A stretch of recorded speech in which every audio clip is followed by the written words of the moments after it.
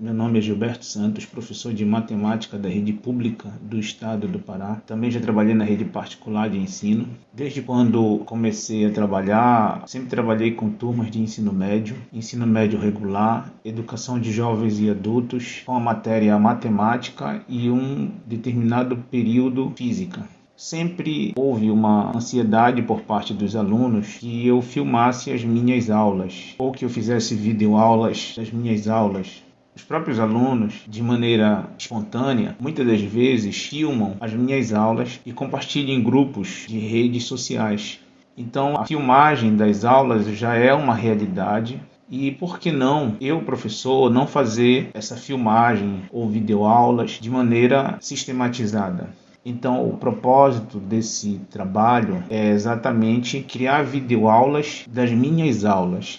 Isto é, desde quando eu comecei a trabalhar como professor, há mais ou menos 12 anos atrás, eu utilizo apostilas. Comecei a fazer essas apostilas ainda na rede particular de ensino. Então, o propósito dessas videoaulas é serem videoaulas das minhas apostilas. Então, todo vídeo meu, vocês vão encontrar uma apostila embaixo do vídeo. Na plataforma que você utiliza, embaixo do vídeo estará a minha apostila. As minhas aulas são ideais para alunos de ensino médio e alunos de ensino médio que irão fazer a prova do Enem. Alunos de ensino médio, porque ainda são aqueles alunos que estão aprendendo. Então, alunos de terceiro ano, mas também alunos de segundo ano do ensino médio e alunos de primeiro ano do ensino médio, alunos de escola, de colégios, alunos que ainda estão formando uma base de matemática, ainda estão naquela primeira aprendizagem dos conteúdos de ensino médio. Essas aulas atendem a esses alunos, mas também nessas apostilas tem questões de vestibulares, hoje com maior ênfase ao Enem, mas não só ao Enem, outros vestibulares, no sentido de dar base para o aluno e ao mesmo tempo ir preparando-os para a prova principal de vestibular nos dias de hoje, que é o Enem,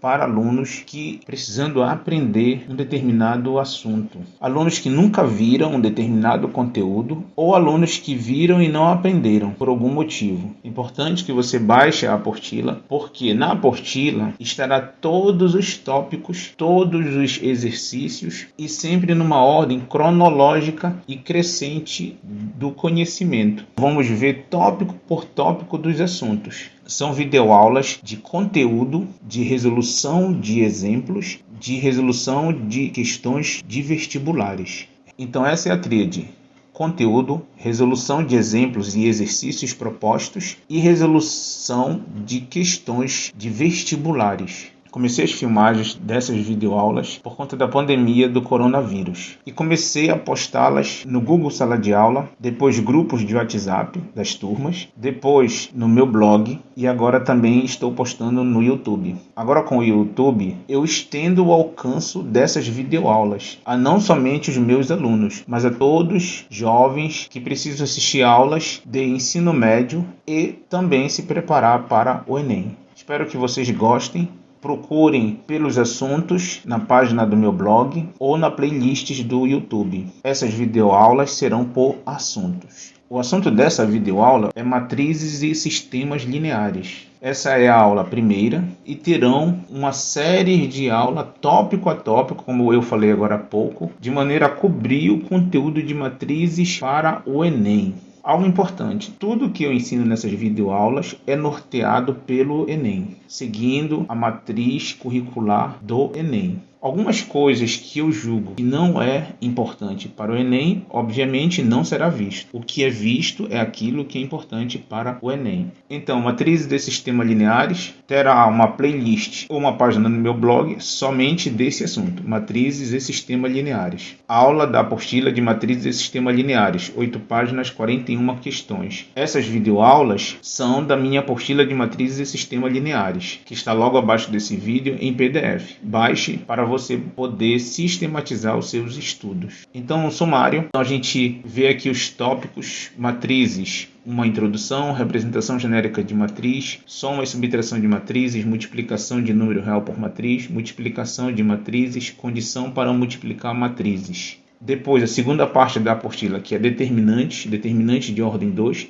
e determinante de ordem 3. Esse sumário não está completo, mas o que está aqui já tem videoaula. É só você procurar na playlist ou na página do meu blog. Mais ou menos cada tópico desse é uma videoaula. Então por isso que eu falei agora há pouco, um estudo sistematizado, porque você vai poder pegar da aula 1, é o tópico 1, introdução de matrizes, e depois você vai poder procurar as demais aulas de soma e subtração de matrizes, que deve ser a aula 2, multiplicação de número real por matriz, que deve ser a aula 3, multiplicação de matrizes, a aula 4 e assim por diante. Então é importante você iniciar da aula 1 e ir crescendo cronologicamente no conteúdo, porque muitas coisas eu vou explicar nas primeiras aulas, na aula 1, na aula 2. Se você pular a sequência e começar na aula 5, 6, 7, você vai deixar de aprender muitas coisas. Então o ideal é começar mesmo na aula 1, e essa é a aula 1. A primeira parte da apostila, matrizes. O primeiro tópico será introdução. Tópico 1, introdução. Muitas vezes, para designar com clareza certas situações, é necessário um grupo ordenado de números que se apresentam dispostos em linhas e colunas, formando o que se chama matriz. Então, nessa breve introdução, já aparece, está em destaque da cor vermelha no texto, o conceito de matrizes. Grupo ordenado de números que se apresentam dispostos em linhas e colunas. Falar de matrizes é falar de linhas e colunas. E aí a gente já parte para um exemplo. Observe, por exemplo, a seguinte situação. As vendas de uma editora em relação aos livros de matemática, física e química no primeiro trimestre de um ano podem ser expressas pela seguinte tabela. Então, a tabela de venda de livros de uma editora. Matérias matemática, física e química nos meses janeiro, fevereiro e março. Como falei para vocês, todo o meu trabalho é norteado pelo Enem.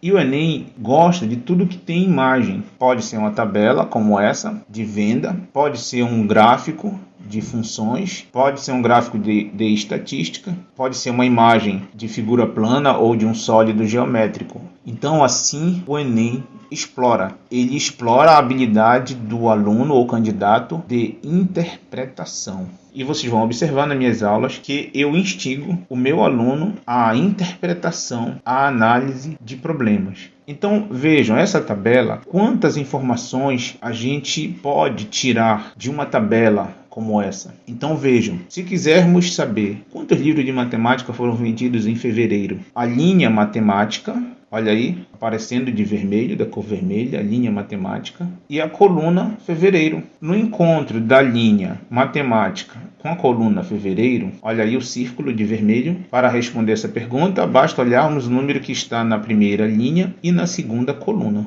Resposta: 32 mil livros. Pronto. Outra indagação, outra pergunta. Quantos livros de física foram vendidos em janeiro?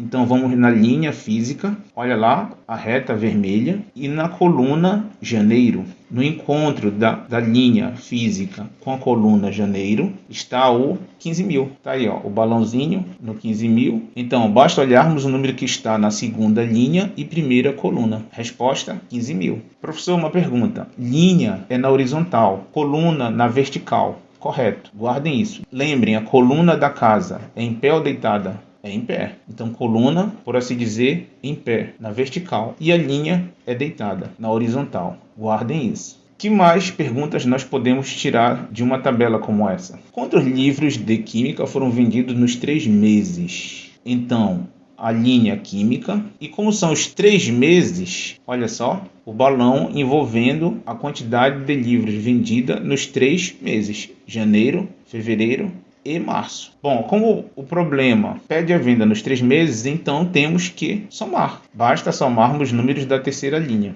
Então, 16 mil mais 17 mil mais 23 mil. Resposta: 56 mil. Então vejam quantas informações a gente não consegue tirar de uma tabela como essa. E não para aí. Poderia fazer outros questionamentos, outras perguntas. Por exemplo, quantos livros foram vendidos no mês de março? Aí teria que somar 45 mil mais 25 mil mais 23 mil. Resposta: 93 mil. Poderia se perguntar quantos livros essa editora vendeu no mês de janeiro.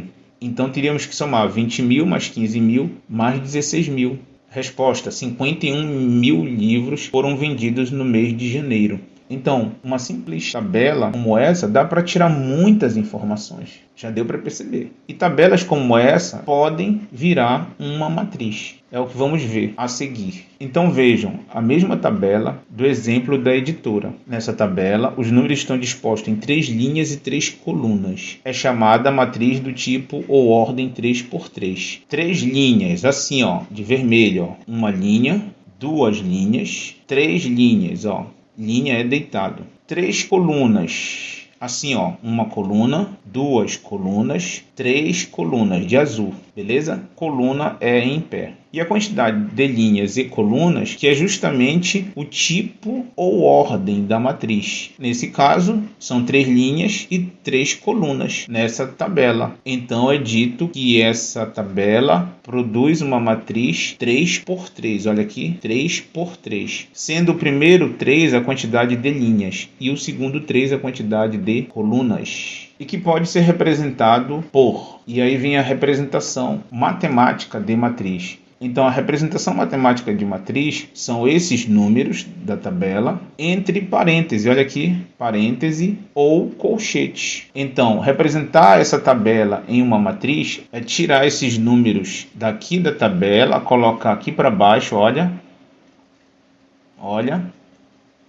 um a um, ó, o 15.000, todos, e assim por diante. E colocar entre parênteses ou colchete. As duas maneiras representam matriz. Então, nessa forma que a gente vai fazer as operações de matrizes, isto é, somar matrizes, subtrair, multiplicar por um número real, multiplicar matrizes e etc., que será objeto das próximas aulas. Baseado nessas explicações, já ficam os primeiros exercícios básicos para vocês. Para que o aluno progrida, é importante ele resolver os exercícios. Eu vou resolver vários exercícios, mas o aluno, para ele ver uma evolução na aprendizagem dele, ele também tem que resolver os exercícios. No meu blog tem dessas apostilas com gabarito. Você primeiro pode resolver, depois entre na página do meu blog e veja o gabarito. Digitem na pesquisa Google Professor Gilberto Santos e é a primeira opção.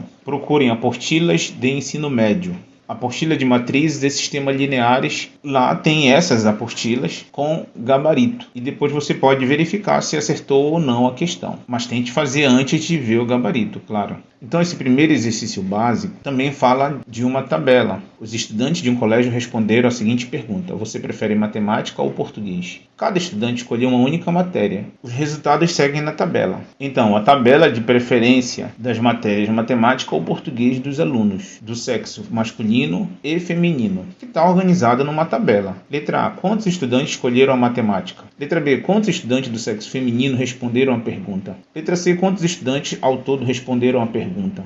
Então vejam, trabalha a interpretação. A segunda questão, observe a matriz seguinte e responda. Então tem essa matriz aqui, ó, já está na forma algébrica de matriz. Letra A, de que tipo ou ordem é a matriz dada? Tipo ou ordem, lembrem, é a quantidade de linhas e colunas. Letra B, quais são os números da primeira linha? Linha deitado, pessoal. Olha aí, linha deitado. Primeira linha é essa que eu marquei de vermelho. E os da terceira coluna? Coluna em pé. Vou marcar aqui de azul. Terceira coluna. Beleza? Letra D. Qual o número que está na segunda linha e na segunda coluna? Observe, essa pergunta está no singular. Qual é o número? É só um número. Vejam lá quem está na segunda linha e na segunda coluna. Só um número. Letra E. E na primeira linha e quarta coluna? Letra F. Na quarta linha e na segunda coluna? Letra G. Qual o resultado da soma dos números da segunda coluna? Então façam esses exercícios, são exercícios básicos de aprendizagem. E eu já vou aproveitando o ensejo e a primeira aula e já resolvendo uma questão do Enem. Uma pesquisa realizada por estudantes da Faculdade de Estatística mostra em horas por dia como os jovens entre 12 e 18 anos gastam seu tempo, tanto durante a semana, e ele explica o que é durante a semana, de segunda a sexta-feira, tá bem aqui, ó, como no fim de semana. E ele explica o que é fim de semana. Nem precisava, né, pessoal? Fica até redundante. Mas para não haver dúvida, ele colocou aqui, ó, fim de semana, sábado e domingo. A seguinte tabela ilustra os resultados. Então, a rotina juvenil durante a semana e no final de semana, em horas por dia. Assistir à televisão, atividades domésticas, atividades escolares, atividades de lazer, descanso, higiene e alimentação e outras atividades. Aqui, nessa coluna, a carga horária semanal. quantas horas por dia de segunda a sexta-feira. E aqui nessa outra coluna, a carga horária nos dias de fim de semana, horas por dia. Vamos ver o que o problema pede. De acordo com esta pesquisa, quantas horas de seu tempo gasta um jovem entre 12 e 18 anos na semana inteira, de segunda a domingo, nas atividades escolares? Então vejam, a pergunta é apenas para atividades escolares. A semana inteira, olha aqui no texto, a semana inteira. E ele ainda explica o que é semana inteira, de segunda a domingo.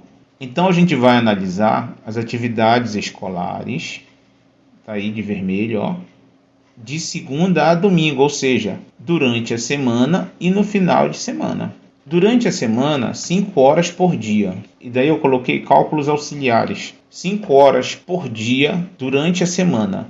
Durante a semana tem 5 dias. Durante a semana de segunda a sexta. Então 5 dias vezes 5 horas por dia. 5 horas em cada dia vezes 5, que são os 5 dias da semana. 25 horas durante a semana, de segunda a sexta. Tem muito aluno que já marcaria letra D. Acertei, 25. Letra D, acertei. Mas cuidado, a pergunta é: quantas horas de seu tempo gasta um jovem na semana inteira? Olha aqui, estou marcando aqui de vermelho, ó, na semana inteira. 25 horas é apenas durante a semana, de segunda a sexta. A semana inteira, então, são os 5 dias de segunda a sexta, mais 1 hora do sábado, mais 1 hora do domingo. Olha aí nos cálculos auxiliares. Então, 25 horas, mais 1 hora do sábado, 26, mais 1 hora do domingo, 27. 27 horas a semana inteira. A alternativa correta qual é? Letra E e não letra D. Questão do Enem. O Enem é assim. Explora a interpretação. Como eu falei, na maioria das questões, coloca imagens. Olha, nesse caso foi uma tabela. Tabelas caem muito naquela prova. Tabelas podem ser de estatística ou de matrizes. Então, fizemos uma primeira questão do Enem. Representação genérica de matriz. Tópico 3. Representação genérica de matriz. Tópico 3, porque, repito, estamos seguindo a apostila. O elemento genérico de uma matriz A será indicado por A e J, em que I representa a linha e J a coluna no qual o elemento se encontra. Uma matriz A da ordem M por N será escrita genericamente assim. Então vejam, a representação genérica de uma matriz. E o que significa cada elemento desse? Então, uma matriz A, bem aqui, ó. As matrizes serão indicadas, portanto, por letras maiúsculas do nosso alfabeto. Nesse caso é matriz A. Poderia ser matriz B, matriz C, qualquer letra. Vocês vão ver em outros exemplos adiante. E por ser matriz A, letra maiúscula, os termos A11 minúsculo, A12, o A minúsculo, A13 e assim por diante, A21. Então, fora da matriz, a representação da matriz por letra maiúscula. Dentro da matriz, letras minúsculas. Agora, vamos verificar o que significa esses índices. A11, esse 11 está destacado aí. A11, o primeiro 1 significa que esse elemento está na primeira linha. Olha aí. Esse elemento está na primeira linha. Sim ou não? Dá para ver aí, está destacado. E que coluna esse elemento está? Na primeira coluna. Sim ou não? Olha aí. Esse elemento A1 está na primeira coluna. Então, quando eu uno linha e coluna, olha, esse elemento está na primeira linha e primeira coluna. Então, no A11, olhem aqui embaixo, ó. O primeiro índice significa a linha em que o elemento está. O A11 está na primeira linha. E o segundo índice significa a coluna que o elemento está. Professor, uma pergunta. O primeiro índice sempre será linha e o segundo índice sempre será coluna? Exatamente, não vai trocar. Vamos ver outro exemplo. O A12. O A12 está em que linha? Resposta, primeira linha. Olha aí. O A12 está em que coluna? Resposta, segunda coluna. Olha aí. Então, por isso que o nome dele é A12. Porque o primeiro índice, 1, significa que ele está na primeira linha. E o segundo índice, 2, significa que ele está na segunda coluna. Então os índices é conforme a posição do elemento na matriz, referente a linhas e colunas. Sim, exatamente. É isso. Vamos ver mais exemplos. O A21 está em que linha? Segunda linha. O A21 está em que coluna? Primeira coluna. Então o A21 está na segunda linha e primeira coluna. Daí o nome dele ser A21. O 2 significa que ele se encontra na segunda linha e o 1 significa que ele está na primeira coluna. Que tal? Já deu para entender? O índice é conforme a posição do elemento na matriz, na linha e na coluna.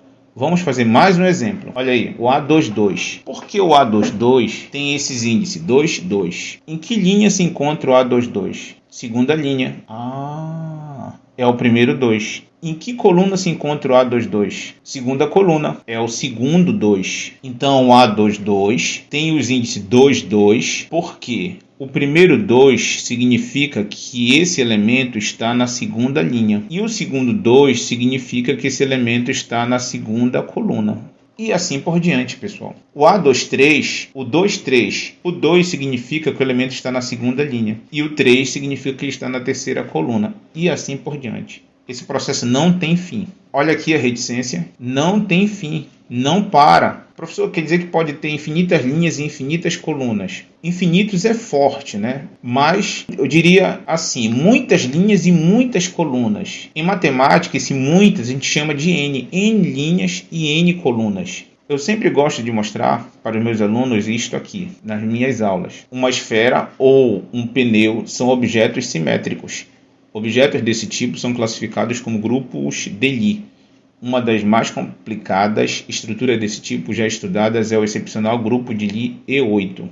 Ele é um objeto de 57 dimensões e para descrevê-lo é necessária uma matriz de 453.060 linhas e colunas. Pessoal, a representação matemática dessa esfera ou pneu tem 453.060 linhas e colunas. Quer dizer, é muita linha, cara. E aí dá para entender, então, aqui, ó, voltando aqui, o porquê dessa reticência. Porque pode ter 453 mil linhas ou mais. Muitas linhas e muitas colunas. Claro, quem optar a ensino superior fazer uma engenharia vai continuar o estudo de matrizes, determinante, sistemas lineares de maneira mais aprofundada e específica ao seu curso. Então a matriz que a gente estuda no ensino médio é básica. Então, para vocês terem uma noção de o quanto esse tipo de assunto aprofunda a nível superior. Para Enem e para os vestibulares de um modo geral, caem matrizes, determinantes e sistemas lineares, no máximo até a ordem 3.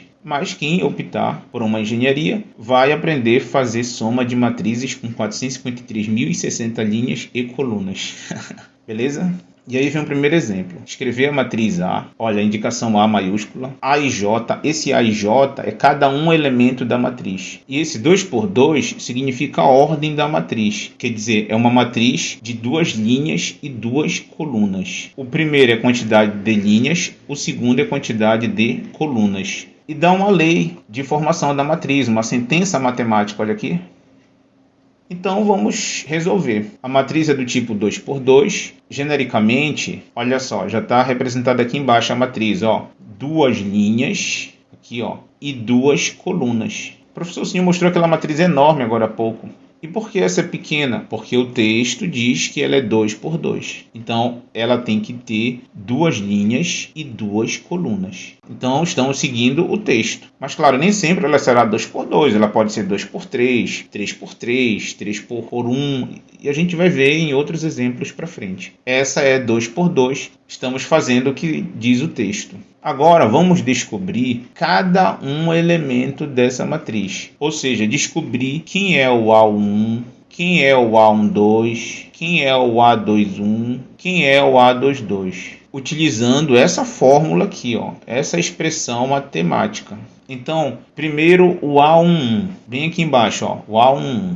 Vejam, a fórmula está logo em cima aqui, ó. Em cima do A11 está a fórmula que a gente tem que utilizar, ó. É essa fórmula aqui, ó. Esse primeiro 1 do índice do A11 é exatamente o I. Olha, aqui está na direção do I, ó. E o segundo 1 é o J. Olha aqui, está na direção do J. Olha aí, na direção do J. Ah, professor, esse I e J do A e J são os índices dos elementos da matriz.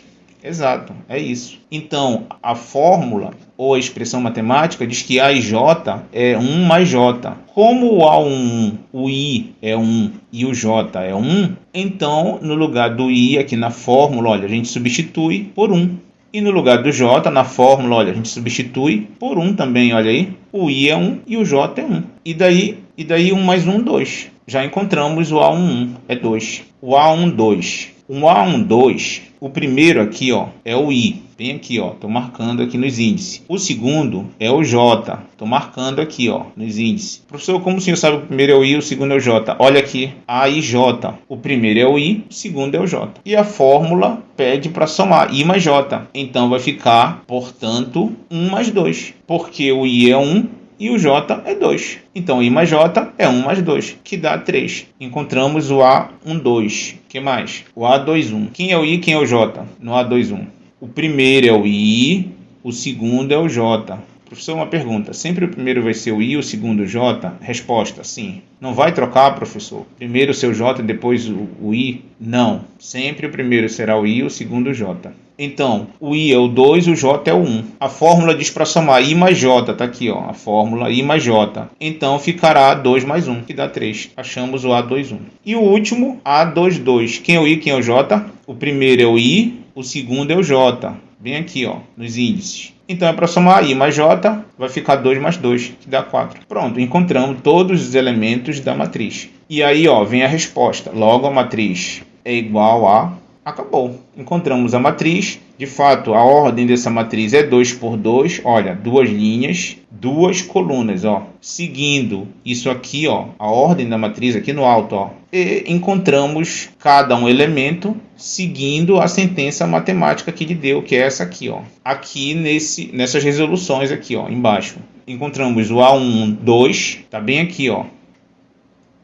Encontramos o A12, 3, tá bem aqui, ó. Encontramos o A21, 3 também, tá bem aqui, ó. E encontramos o A22, 4, tá bem aqui, ó. Certinho, exato como a matemática, beleza? Bom, baseado nessa explicação, fica outro exercício básico para vocês resolverem. A questão 4, porque a gente está seguindo a sequência da apostila, já expliquei isso logo no início do vídeo. Letra A, B, C, D e E. Façam essa atividade. Vejam o gabarito no meu blog. Próxima aula, matrizes especiais. Matriz quadrada, matriz identidade, matriz nula e igualdade de matrizes. Não percam a próxima aula. Falou, galera. Até a próxima. Obrigado. Espero que vocês tenham gostado da minha aula.